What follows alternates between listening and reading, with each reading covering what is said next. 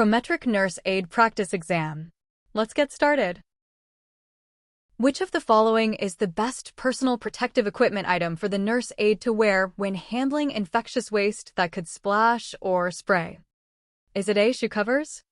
Or B, a mask? Could it be C, goggles? Or lastly, D, a face shield?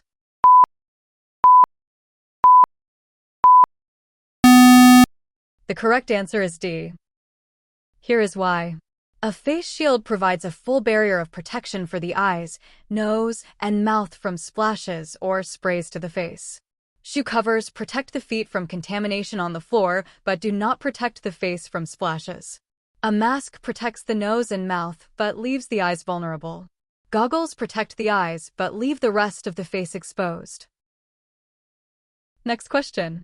Which of the following would be an appropriate response for the nurse aide to make if a client expresses anger during care?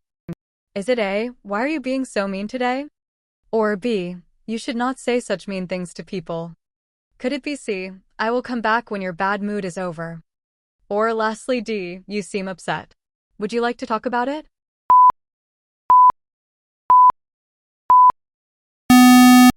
The correct answer is D. Here is why. This response uses therapeutic communication by acknowledging the client's emotion, anger, without judgment and offering an open-ended invitation to express feelings. Asking, "Why are you being so mean?" is confrontational and will likely escalate the situation. Telling the client not to say mean things is reprimanding and dismissive of their feelings. Threatening to leave until the mood is over is abandoning and punitive. Next question. The nurse aide has raised the height of the bed to provide care to the client, but the nurse aide forgot to bring the supplies needed. What should the nurse aide do next? Is it A, instruct the client to lie still? Or B, quickly go to get the supplies? Could it be C, lower the bed and place the call light within reach? Or lastly D, ask the roommate to watch the client while the nurse aide gets the supplies?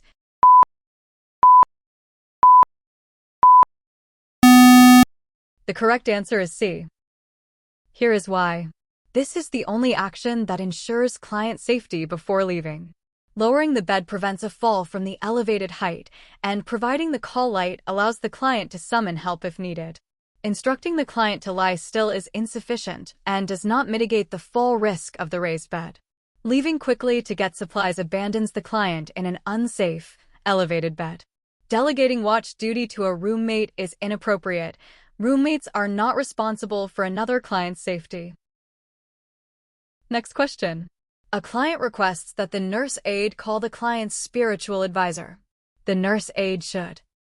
Is it A, ask the client why the client wants the nurse aide to call the client's spiritual advisor? Or B, tell the client that this is not part of the nurse aide's job? Could it be C, tell the client that the nurse aide will inform the nurse of the client's request? Or lastly D, call the spiritual advisor for the client?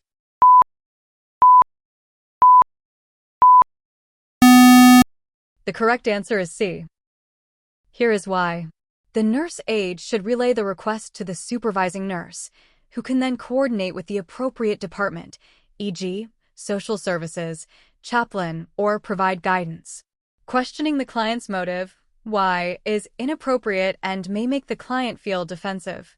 Stating it's not part of the job is dismissive of a legitimate psychosocial need. While the aide may eventually help place the call under direction, making the call independently could bypass facility protocols for visitor verification or scheduling. Next question. A client wakes up during the night and asks for something to eat. The nurse aide should. Is it A, check client's diet before offering nourishment? Or B, tell the client nothing is available at night? Could it be C, explain that breakfast is coming in 3 hours? Or lastly D, tell the client that eating is not allowed during the night?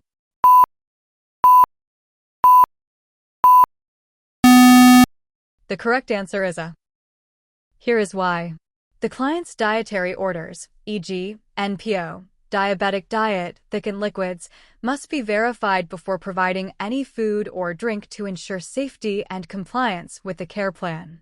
Stating nothing is available is likely untrue and dismissive. Mentioning breakfast in 3 hours does not address the immediate request or the possibility of an allowed snack. A blanket statement that eating is not allowed is incorrect. Many facilities provide night snacks based on client needs and orders. Next question. The nurse aide is preparing to bathe a client. What should the nurse aide do first? Is it A, test the temperature of the water? Or B, help the client undress? Could it be C, tell the client what the nurse aide is going to do? Or lastly, D, close the door and windows?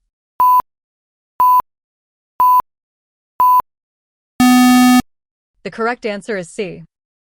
Here is why. Before initiating any physical care, the nurse aide should explain the procedure to the client.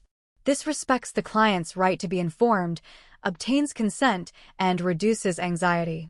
Testing water temperature is a crucial safety step, but it occurs after explaining the procedure and before the client is undressed. Helping the client undress is a step in the procedure itself. Closing the door and windows is for privacy and draft prevention, but communication comes first. That's it for today. How many did you score? Let me know in the comments. Please like and subscribe, and tell me what topic I should cover next. Bye.